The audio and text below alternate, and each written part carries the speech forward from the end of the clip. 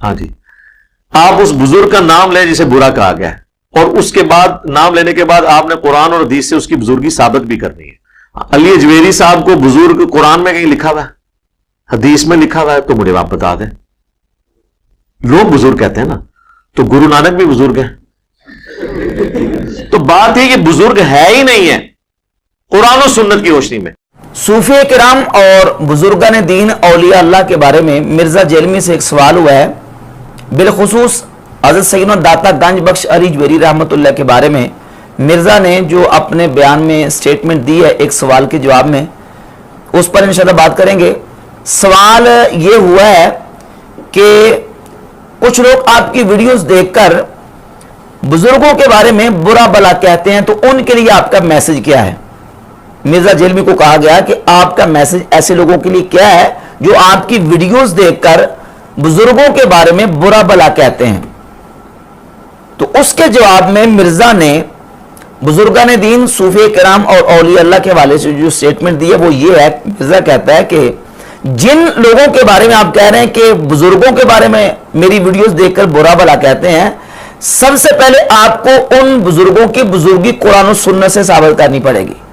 پہلے آپ ان کی بزرگی قرآن و سنت سے ثابت کریں۔ اور علی اجویری اور خواجہ معین الدین چشتی اجمیری کہتا ہے کہ یہ ان کی بزرگی قرآن و سنت سے ثابت نہیں ہے، قرآن و سنت میں کہیں بھی ان کا نام نہیں ہے۔ تو چونکہ ان کی بزرگی قرآن و سنت سے ثابت نہیں ہے، تو اب جب بزرگ ہی نہیں ہے تو پھر اس کا مطلب یہ نکلا کہ میرے فالوور جو ان کے بارے میں زبان درازی کریں، زبان تان دراز کریں، وہ کر سکتے ہیں۔ اور پھر اسی گفتگو میں کہا کہ ڈیفینیٹلی صحابہ اور اہل بیت اور وہ جنہوں نے کتابیں لکھی، کتابوں والے، یہ ڈیفینیٹلی بزرگ ہیں۔ صحابہ بزرگ ہیں، اہل بیت بزرگ ہیں، اور کتابوں والے بزرگ ہیں۔ اور پھر یہ ایک معیار قائم کر دیا کہ جس کی بزرگی کتاب و سنت سے ثابت نہیں ہے وہ بزرگ نہیں ہے۔ اب یہاں ہم دیکھیں گے کہ قرآن و سنت میں مرزا کے مطابق سیدنا علی بن عثمان حجویری رحمۃ اللہ کا نام نہیں ہے، اس لیے وہ بزرگ نہیں ہے۔ خواجہ معین الدین چشتی اجمیری رحمۃ اللہ کا نام نہیں ہے، اس لیے وہ بزرگ نہیں ہے۔ تو یہ سلسلہ آگے چلے گا۔ غوث پاک کا نام بھی نہیں ہے، اس کا مطلب یہ نکلا کہ وہ بھی بزرگ نہیں ہے۔ اور ائمہ اربعہ کا نام نہیں ہے تو وہ بھی بزرگ نہیں ہے۔ اور ہم سوال کریں گے اب مرزا سے کہ مرزا صاحب چلے ان کا نام تو قرآن و سنت میں موجود نہیں ہے، یہ تمہارے نزدیک بزرگ نہیں ہے۔ امام بخاری کا نام قرآن کے کس سپارے میں ہے؟ امام مسلم اور بخاری کا نام قرآن کی کس آیت میں ہے، کس سپارے میں ہے؟ جو صاحب مشکات ہیں امام بخاری، مسلم، ترمذی، ابو داؤد، ابن ماجہ، نسائی، ان کا نام قرآن کی کس سورت اور کس پارے میں ہے؟ اور حدیث کی کس کتاب میں یا کس جگہ پہ رسول اللہ صلی اللہ علیہ وآلہ وسلم نے ان کی بزرگی کو بیان کیا ہے؟ اور پھر اس سے اوپر چلے جائیں، بہت سارے ایسے تابعین، تبع تابعین ہیں، ان کا نام باقاعدہ قرآن و سنت میں موجود نہیں ہے۔ ائمہ اربعہ کا آپ نام قرآن و سنت میں، قرآن کی کس صورت میں امام ابو حنیفہ، امام مالک، امام شافعی، امام احمد بن حنبل کا نام ہے؟ تو کیا ان کی بزرگی کا انکار کر دیں؟ امام جعفر صادق رضی اللہ تعالیٰ عنہ، حضرت امام محمد باقر رضی اللہ تعالیٰ عنہ، امام موسیٰ کاظم، امام تقی، امام نقی، ان کا نام قرآن و حدیث میں موجود نہیں ہے۔ امام زین العابدین کا نام قرآن و حدیث میں موجود نہیں ہے، تو کیا نعوذ باللہ ان کی بزرگی کا انکار کر دیں گے؟ اور پھر یہ جو کہتا ہے کہ صحابہ اور اہل بیت، صحابہ اور اہل بیت یہ ڈیفینیٹلی بزرگ ہیں۔ جو بزرگ ڈیفینیٹلی ہیں وہ صحابہ اور اہل بیت ہیں، یا وہ بزرگ جن کی کتابیں ہیں۔ سر جن کی تعلیمات تھی نا، آج وہ بزرگ دیکھیں ہمارے ٹیبل پہ کتنی احترام سے ان کو رکھا ہوا ہے۔ سوال یہ پیدا ہوتا ہے کہ نبی پاک صلی اللہ علیہ وآلہ وسلم کے تقریباً 1.25 لاکھ کے قریب صحابہ کرام ہیں، اور ان 1.25 لاکھ صحابہ کے حالات ہمیں سارے کے سارے کے نہیں ملتے۔ تقریباً 8,000 کے قریب صحابہ کرام یا سے کچھ زیادہ ہوں گے جن کے حالات زندگی ملتے ہیں۔ پہلے تو یہ سمجھیں کہ کسی صحابی کی صحابیت کس طرح ثابت ہوتی ہے، کیونکہ نبی کریم علیہ الصلوۃ والسلام کے جمیع صحابہ کرام کی صحابیت کا ذکر قرآن میں نہیں ہے۔ تمام صحابہ میں سے صرف ایک صحابی ہے سیدنا ابو بکر صدیق رضی اللہ تعالی عنہ، جن کی صحابیت کا ذکر قرآن نے بیان فرمایا۔ باقی صحابہ کرام کی صحابیت کا نام لے کے قرآن میں ذکر موجود نہیں ہے۔ اور صدیق اکبر رضی اللہ تعالیٰ کی وہ ذات ہیں کہ جن کو اللہ رب العزت نے قرآن مجید میں نبی کریم علیہ الصلوۃ والسلام کا صاحب کہہ کے ان کا ذکر فرمایا۔ اب صحابہ باقی جو رہ گئے ان کی صحابیت کیسے ثابت ہوگی؟ بعض صحابہ تو وہ جن کی صحابیت احادیث سے ثابت ہے، اور بعض صحابہ وہ ہیں کہ جن کا تو قرآن و حدیث میں تذکرہ ہی نہیں ہے، نام لے کر ان کا ذکر ہی موجود نہیں ہے احادیث میں، تو کیا نعوذ باللہ تعالیٰ ان کی صحابیت کا انکار کر دیں گے، یا ان کو صحابی نہیں مانیں گے، یا ان کی بزرگی کا انکار کریں گے؟ اچھا، پھر یہ کہتا ہے کہ صحابہ کرام ڈیفینیٹلی بزرگ ہیں، اس کا مطلب یہ نکلا کہ جتنے صحابہ ہیں وہ سارے بزرگ ہیں، تو تم تو ان بزرگوں کے بارے میں اپنی زبان کھولتے ہو۔ سیدنا امیر معاویہ رضی اللہ تعالیٰ عنہ نبی کریم علیہ السلام کے جن لوگ صحابی ہیں، جب صحابی ہونے کی بنیاد پر وہ بزرگ ہیں اور بزرگوں کے بارے میں زبان نہیں کھولنی، احادیث بھی اسی کا تقاضا کرتی ہے، سرکار نے حدیث میں حکم بھی اسی بات کا دیا ہے، تو تم تو ان کے بارے میں زبان کھولتے ہو، ان کے بارے میں کتنے کتنے نازیبہ کلمات کہتے ہو۔ اور پھر یہ کہتا ہے جی کہ یہ کتابوں والے بزرگ ہیں۔ اب یہ کتابوں والے جو بزرگ ہیں ان کا ذکر قرآن و حدیث میں کہاں ہے؟ رسول اللہ صلی اللہ علیہ وسلم نے ان کی بزرگی کا ذکر کہاں کیا ہے؟ پھر یہ بھی کہا کہ یہ جو جن کو بزرگ کہتے ہیں، کہا کہ ان کی بزرگی جو ہے وہ لوگوں نے ڈکلیئر کیا ہے، لوگوں نے تو گرو نانک کو بھی بزرگ ڈکلیئر کیا ہوا ہے۔ اب اندازہ کر لیں، لوگوں نے تو گرو نانک کو بھی بزرگ ڈکلیئر کیا ہوا ہے، اور جن بزرگوں کے بارے میں آپ کہتے ہیں کہ بزرگ جن کو کہتے ہیں، پہلی تو بات ان کی کتابیں نہیں ہیں، اگر ان کی کتابیں ہیں ان کی کتابوں میں جو نا وہ بہت کچھ اول فول جو ہے وہ لکھا ہوا ہے۔ اب سوال یہ پیدا ہوتا ہے کہ صوفیہ کی بزرگان دین کی کتابوں میں تو اول فول لکھا ہوا ہے، یہ بعد میں ہم ڈسکس کریں گے۔ سب سے پہلے ہم ڈسکس کرتے ہیں ان کتابوں کو جو تم نے ٹیبل کے اوپر رکھی ہوئی ہیں۔ تصوف کی کتابوں کی باری بعد میں آئے گی، جو چوتھی، پانچویں، چھٹی، ساتویں، آٹھویں ہجری میں کتابیں لکھی گئی ان کی باری بعد میں آئے گی۔ یہ جو کتابیں تم نے ٹیبل پہ رکھی ہوئی ہیں اور ان کتابوں کے بارے میں تم خود اپنی زبان سے جو سٹیٹمنٹس دے چکے ہو، پہلے ہم اس کو دیکھیں گے۔ سب سے پہلے صحیح بخاری کی روایت ہے، 6982 نمبر روایت ہے، جس کے بارے میں اس نے پورا ایک کلپ اپلوڈ کیا ہے، اس سے سوال کیا گیا ہے اور اس سوال کے جواب میں اس نے یہ کہا ہے، اور وہ سوال یہ تھا کہ صحیح بخاری میں یہ بات موجود ہے 6982 نمبر روایت میں کہ رسول اللہ صلی اللہ علیہ وآلہ وسلم نے بار بار خودکشی کرنے کا ارادہ فرمایا۔ یہ صحیح بخاری کی 6982 نمبر روایت میں ہے۔ اس کے بارے میں آپ کیا کہتے ہیں؟ تو مرزا کہتا ہے کہ یقیناً یہ بات جو نا وہ نبی علیہ السلام کی گستاخی اور توہین پہ مبنی ہے۔ بات یہ کہ واقعتاً یہ یعنی گستاخانہ چیز ہے، پیغمبر کے بارے میں یہ امیجن نہیں کیا جا سکتا کہ وہ خودکشی کی کوشش کریں گے۔ صحیح بخاری کی 6982 نمبر روایت میں جو یہ بات بیان کی گئی ہے کہ نبی علیہ الصلوۃ والسلام نے بار بار خودکشی کرنے کا ارادہ کیا، یہ گستاخی رسول توہین رسالت مآب صلی اللہ علیہ وسلم ہے۔ مرزا خود اس پر بیان دے چکا ہے۔ کوئی ایک بھی سٹیٹمنٹ اس نے یہ دی ہے کہ صحیح بخاری سے یہ واقعہ نکالا جائے، یا صحیح بخاری کی جو نا وہ اس کو پبلش کرنا بند کر دیا جائے، اس کو بین کر دیا جائے، صحیح بخاری سے یہ واقعہ نکال دیا جائے؟ سوال یہ پیدا ہوتا ہے کہ امام، اگر یہ بات توہین رسالت ہے، امام بخاری اپنی اس کتاب میں لے کے آ رہے ہیں جس کا نام ہے الجامع صحیح، اور یہ صرف صحیح بخاری میں نہیں اور کئی کتابوں میں یہ روایت موجود ہے، کئی کتابوں میں یہ واقعہ موجود ہے۔ اب امام بخاری الجامع صحیح میں یہ بات لے کے آ رہے ہیں، سوال یہ پیدا ہوتا ہے کہ صحیح سمجھ کے لے کے آ رہے ہیں کہ غلط سمجھ کے لے کے آ رہے ہیں؟ اور پھر یہاں صحیح غلط کی بات بھی نہیں ہے، یہ تو مسئلہ توہین رسالت تک کا ہے، نبی کریم علیہ الصلوۃ والسلام کی توہین اور گستاخی تک کا مسئلہ ہے۔ امام بخاری اس کو صحیح سمجھ کے لے کے آئے کہ غلط سمجھ کے؟ اگر غلط سمجھ کے لے کے آئے ہیں، خودکشی بار بار کرنے کا ارادہ کرنے والی روایت کو اور واقعے کو غلط سمجھ کے لے کے آئے ہیں، تو پھر امام بخاری نے کوئی ایک لفظ بھی اس کے تردید میں کہا، ایک جملہ بھی اس کی تردید میں کوئی فٹ نوٹ پہ کوئی لکھا؟ اور اتنے محدثین، اتنے شارحین صحیح بخاری کے گزر گئے، کسی ایک شارح نے، کسی ایک امام محدث نے اس حدیث کی شرح کرنے والے نے کسی فٹ نوٹ پہ کسی شرح میں یہ لکھا ہو کہ یہ توہین رسالت ہے، امام بخاری نے لکھا ہو، تو اس کا مطلب یہ کہ امام بخاری اس کو صحیح سمجھ کے لے کے آئے۔ اگر امام بخاری اس کو صحیح سمجھ کے لے کے آ رہے ہیں تو پھر تو خود توہین رسالت کے مرتکب امام بخاری ٹھہرتے ہیں، جن کو تم جن کی بزرگی کلیم کر رہے ہو کہ یہ بزرگ ہیں، وہ بزرگ تو تیرے اپنے بیان کے مطابق جو ہے وہ گستاخ رسول ٹھہرے ہیں، توہین رسالت کے نعوذ باللہ تعالیٰ مرتکب ٹھہر رہے ہیں۔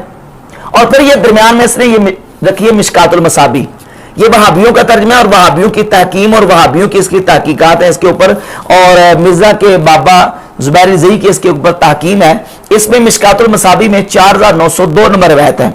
اور یہی روایت امام بخاری کی الادب المفرد میں، امام احمد بن حنبل کی مسند امام احمد بن حنبل میں اور دیگر کتابوں میں یہ روایت موجود ہے کہ نبی پاک صلی اللہ علیہ وآلہ وسلم نے فرمایا من تعزى بعزاء الجاہلیہ فاعدوا بہن ابی ولا تقنوا،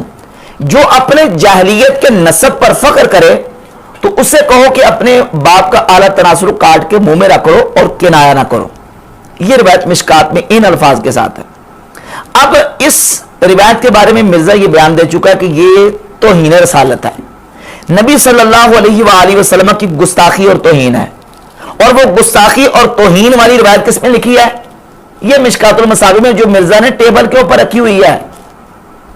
یہ صحیح بخاری کے 6982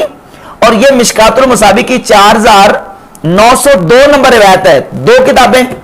ان دونوں کتابوں کی ان روایات کے بارے میں یہ خود بیان دے چکا کہ یہ تو توہین رسالت ہے، رسول اللہ کی گستاخی ہے۔ تو کشف المحجوب کی یا دیگر صوفیہ کی کتابوں کی باری تو بعد میں آئے گی، جو ہمارے اولیاء اللہ کی بزرگان دین کی کتابیں ہیں وہ تو بعد میں باری آئے گی، پہلے ان کتابوں کو صاف کرو گستاخی سے۔ اب اس میں جان اس نے یہ چھڑائی ہے صحیح بخاری کی 6982 نمبر روایت میں یہ کہہ کے کہ وہ جی ابن شہاب زہری کے بلاغات میں سے ہے وہ روایت، اور متصل سند کے ساتھ نہیں ہے۔ ٹھیک ہے، متصل سند کے ساتھ نہیں ہے، لیکن ہم متصل سند بھی دکھائیں گے، متصل سند بھی دکھائیں گے، چلے متصل سند کے ساتھ نہیں ہے، لیکن سوال یہ پیدا ہوتا ہے کہ الجامع صحیح میں امام بخاری وہ بات لے کے آ رہے ہیں جو توہین رسالت میں مبنی ہے، جو رسول اللہ کی گستاخی ہے۔ اچھا، اس میں تو متصل سند کے ساتھ نہیں ہے، تو تصوف کی کتابوں میں جو واقعات لکھے وہ متصل سند کے ساتھ ہیں، اس میں تو سند نہیں ہوتی، اس میں تو بالکل سند نہیں ہوتی، اور ان کے بارے میں تم اتنا چڑھ دوڑتے ہو، لٹ لے کے جناب ڈنڈورا پیٹتے ہو، اور صحیح بخاری میں امام بخاری اپنی الجامع صحیح میں جو واقعہ لے کے آ رہے ہیں تم نے اتنا بات کہہ کے جان چھڑا لی ہے کہ وہ جو متصل سند کے ساتھ نہیں ہے۔ لیکن اس سے جواب پورا نہیں ہوگا، اس سے جواب پورا نہیں ہوگا، جواب دینا پڑے گا کہ امام بخاری اس کو صحیح سمجھ کے لے کے آئے کہ غلط سمجھ کے لے کے آئے۔ امام بخاری کو ضرورت کیا پڑی تھی لے کے آنے کی؟ اگر وہ غلط تھی بات تو کیوں لے کے آئے؟ اگر لے کے آئے تو اس کی تردید کی، اور اگر تردید نہیں کی تو اس کا مطلب صحیح سمجھ کے لے کے آئے۔ تو پھر جس طرح وہ توہین رسالت کا واقعہ امام بخاری لے کے آ رہے ہیں، وہ تو امام بخاری خود توہین رسالت کے مرتکب بٹھاتے ہیں۔ اس کا جواب مرزا کے اوپر قرض ہے، اور یہ قیامت کی صبح تک اس کا جواب نہیں دے سکے گا۔ اس کے بعد پھر مرزا نے کشف المحجوب کے حوالے سے بات کی۔ کشف المحجوب جو ہے اس میں نبی علیہ الصلوۃ والسلام کی توہین ہے، تو میں نے کہا کشف المحجوب تو بعد میں آتی ہے، پہلے بخاری اور مسلم اور یہ جو کتابیں ہیں جن کے بارے میں تم خود کلیم کر چکے ہو مشکات المصابیح کے، توہین رسالت ان کو صاف کرو۔ اور ایک بھی اس نے ایسا کوئی بیان نہیں دیا دارالسلام کو کہے کہ کتاب کو بند کرے پبلش کرنا، نہیں کہے گا۔ اچھا، پھر سیدنا داتا صاحب رحمۃ اللہ علیہ کی کتاب کشف المحجوب جو ہے اس میں جس واقعے کی طرف داتا صاحب رحمۃ اللہ علیہ نے اشارہ فرمایا ہے، داتا صاحب نے وہ واقعہ اور وہ روایت نقل کی ہے امام ابو جعفر محمد بن جریر الطبری کی کتاب الجامع البیان المعروف تفسیر طبری۔ یہ تفسیر طبری ہے، سورہ احزاب کی آیت نمبر 37 کی تفسیر میں امام ابن جریر طبری رحمۃ اللہ علیہ نے اس واقعے کو ان الفاظ کے ساتھ اپنی طرف سے نقل کیا ہے۔ یعنی ایک ہوتا ہے کہ کسی چیز کو روایت کرنا، روایت نہیں بلکہ اپنا موقف، اپنا تبصرہ اور اپنا رزلٹ اور نتیجہ اس کے شروع میں لکھ کے پھر آگے روایت کو نقل کیا ہے، اور وہ لکھتے ہیں کہ ان زینب بنت جحش فیما ذکر رآ رسول اللہ صلی اللہ علیہ وآلہ وسلم، سیدہ زینب بنت جحش رضی اللہ تعالی عنہا کو جب رسول اللہ صلی اللہ علیہ وآلہ وسلم نے دیکھا، یہ طبری کا لفظ ہے، فَعَجَبَتْهُ، تو آپ صلی اللہ علیہ وآلہ وسلم کو وہ اچھی لگی، وَهِيَ فِي حِبَالِ مَوْلَاهُ، اور اس وقت وہ نبی علیہ الصلوۃ والسلام کے غلام کے نکاح میں تھی، حضرت زید کے نکاح میں، فَأُلْقِيَ فِي نَفْسِ زید كَرَاهَتُهَا، تو اس وجہ سے حضرت زید کے دل میں حضرت زینب کی ناپسندیدگی ڈال دی گئی، لما علم اللہ مما واقع فی نفس نبی ما واقع، اس وجہ سے کہ اللہ رب العزت جل شانہ جانتا تھا کہ اس کے نبی صلی اللہ علیہ وسلم کے دل میں کیا واقع ہوا۔ یہ ان الفاظ کے ساتھ ابو جعفر محمد بن جریر الطبری، جو کہ وہ امام ہیں جن کے بارے میں یہ مرزا کے بابا جان حافظ زبیر علی زئی نے اپنی کتاب فتاوی علمیہ کی جلد نمبر 2 کے صفحہ نمبر 423 پر لکھا ہے کہ ابو جعفر محمد بن جریر طبری اہل سنت کے بہت بڑے امام،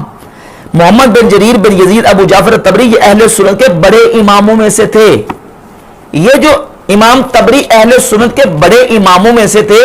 ان کی کتاب سے داتا صاحب رحمۃ اللہ علیہ نے اپنی کتاب کشف المحجوب میں واقعے کی طرف صرف اشارہ کیا ہے. اب داتا صاحب کی کتاب کشف المحجوب تو گستاخیوں سے اب تمہارے بقول بھر گئی، تو ابن جریر طبری وہ تمہارے باب زبیر زئی کے نزدیک اہل سنت کے بڑے اماموں میں شمار ہو رہے ہیں. اور پھر اس سے بڑھ کر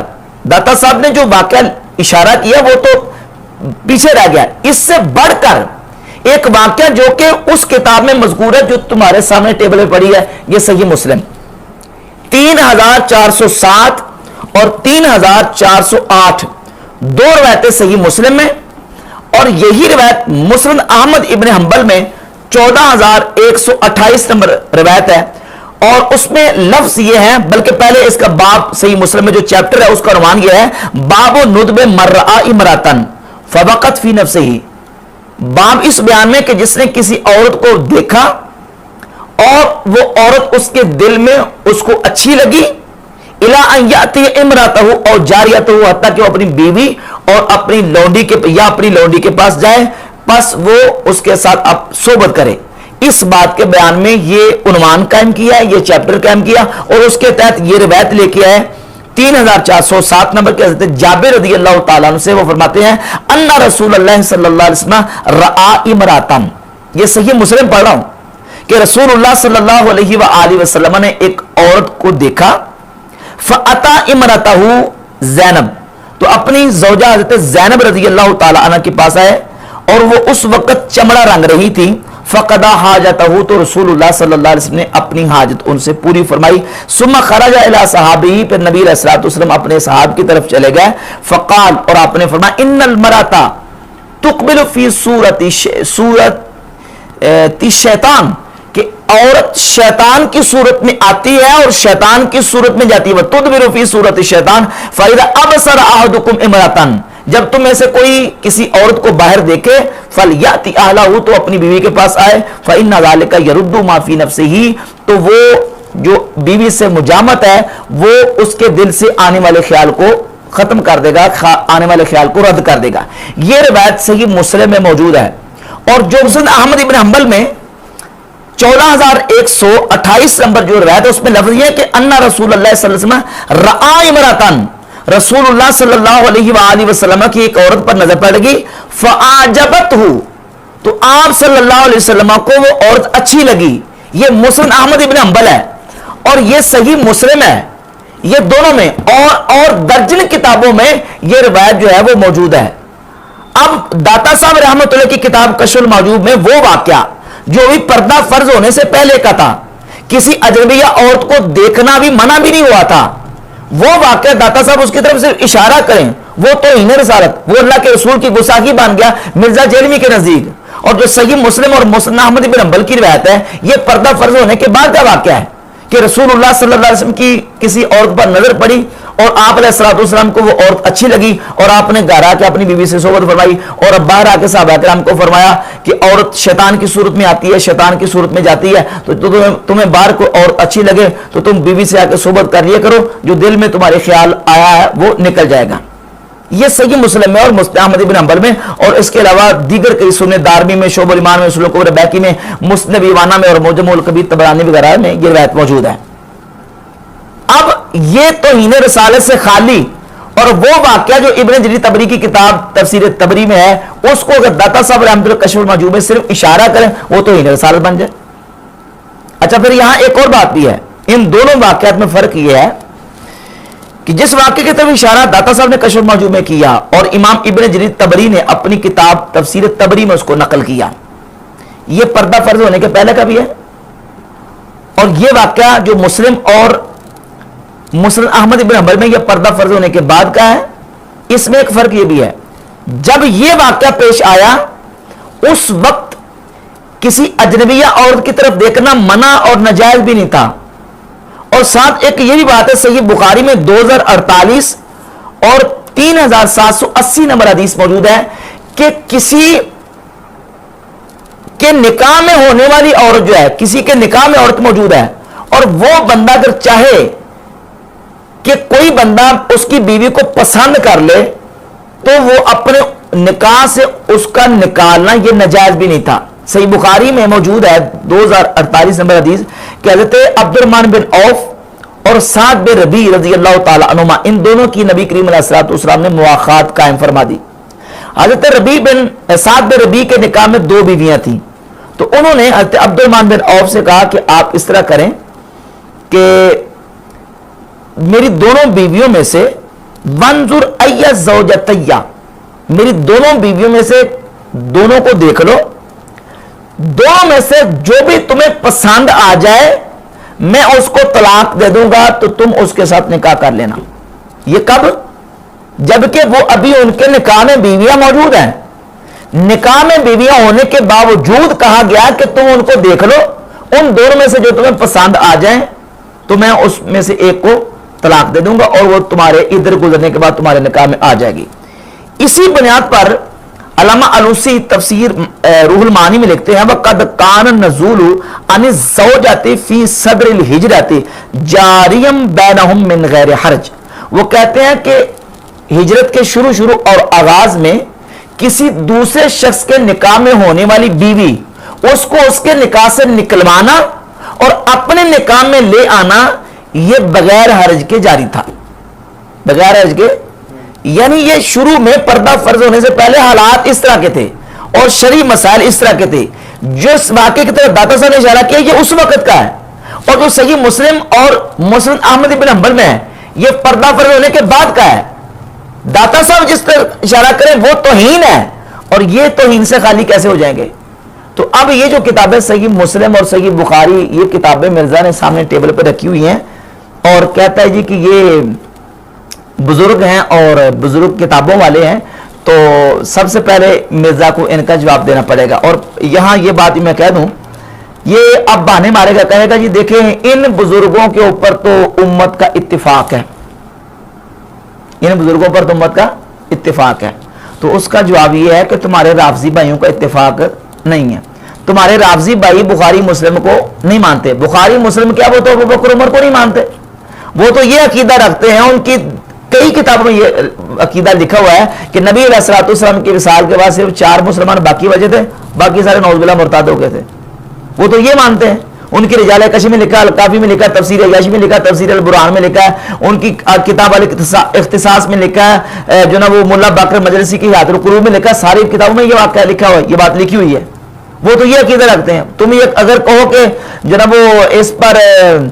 ان صوفیہ اور ان اولیاء اللہ پر اجماع نہیں ہے تو یہ بات بھی غلط ہے۔ سیدنا داتا گنج بخش علی جویری رحمۃ اللہ، سیدنا معین الدین چشتی جمیری رحمۃ اللہ، سیدنا غوث پاک شیخ عبد القادر جیلانی رحمۃ اللہ، یہ امت کے وہ اولیاء اللہ ہیں جن کی ولایت پر امت کا اجماع اور اتفاق ہے۔ سنی، وہابی، دیوبندی، تمام مکاتب فکر کے ہاں داتا صاحب، خواجہ صاحب، حضور غوث پاک رحمۃ اللہ یہ مسلمہ امت کے اولیاء اللہ میں سے ہیں۔ جیسے یہ اولیاء اللہ میں سے ہیں اتفاقی طور پر، ایسے ہی ہمارے یہ اکابرین بھی ہمارے اسلاف میں سے ہیں، ہمارے اولیاء اللہ میں سے ہیں، ان کی امامت پر بھی امت کا اتفاق ہے۔ اور داتا صاحب، غوث پاک اور دیگر جو ہمارے مشہور اور مسلمہ اور متفق علیہ صوفیہ بزرگان دین ہیں، ان کی جو نا ولایت اور ان کے مومن ہونے پر بھی امت کا اجماع اور اتفاق ہے۔ ایک دو والے پیش کر دیتا ہوں۔ اہل سنت بحمد تعالیٰ مانتے ہیں ان اولیاء اللہ کو۔ یہ سینیٹر ساجد میر کے دادا کی کتاب ہے تفسیر سورہ کاف، ابراہیم میر سیالکوٹی کی، اس میں اس کتاب کے صفحہ نمبر 55 پر وہ لکھتے ہیں کہ شیخ علی حجویری المعروف داتا گنج بخش صاحب لاہوری، مولانا روم رحمہ اللہ، سید عبد القادر صاحب رحمہ اللہ اور حضرت مجدد صاحب رحمہ اللہ وغیرہ اکابر اولیاء اللہ کی تحریرات اس امر میں بیش از بیش ہیں۔ یعنی ان اولیاء اللہ کو اکابر اولیاء اللہ وہابی علماء بھی مانتے ہیں اور دیوبندیوں نے باقاعدہ کشف المحجوب کا ترجمہ کیا ہوا، یہ کتاب ہے عبدالرؤف فاروقی کے ترجمے کے ساتھ چھپی ہوئی ہے کشف المحجوب شریف، اور یہ سفر نامہ لاہور اور لکھنؤ ہے اشرف علی تھانوی کا، اس میں باقاعدہ موجود ہے صفحہ نمبر اس کے 73 پر کہ اشرف علی تھانوی نے باقاعدہ سیدنا داتا صاحب رحمۃ اللہ کے مزار اقدس پہ آ کے مراقبہ کیا ہے۔ تو دیوبندی بھی، وہابی بھی اور اہل سنت بریلوی بھی تمام ان بزرگوں کو مانتے ہیں اور اجماعی طور پر ان کی ولایت مسلمہ ہے۔ جس طرح تم اگر کہو کہ بخاری مسلم ترمذی ابو داؤد ابن ماجہ نسائی پر اجماع ہے تو ان اولیاء اللہ پر بھی اجماع ہے، اور اگر تم یہ کہو کہ ان اولیاء کو شیعہ نہیں مانتے تو امام بخاری مسلم کو بھی شیعہ نہیں مانتے۔ اگر بخاری مسلم کو شیعہ نہ مانے تو ان کی ولایت میں کوئی فرق نہیں آتا۔ تو سیدنا داتا صاحب ہوں، غوث پاک ہوں، ان کو اگر کوئی جو نا وہ فرقہ اس طرح کا نہیں بھی مانتا تو ان کی مسلمان ولایت میں کوئی فرق نہیں آتا۔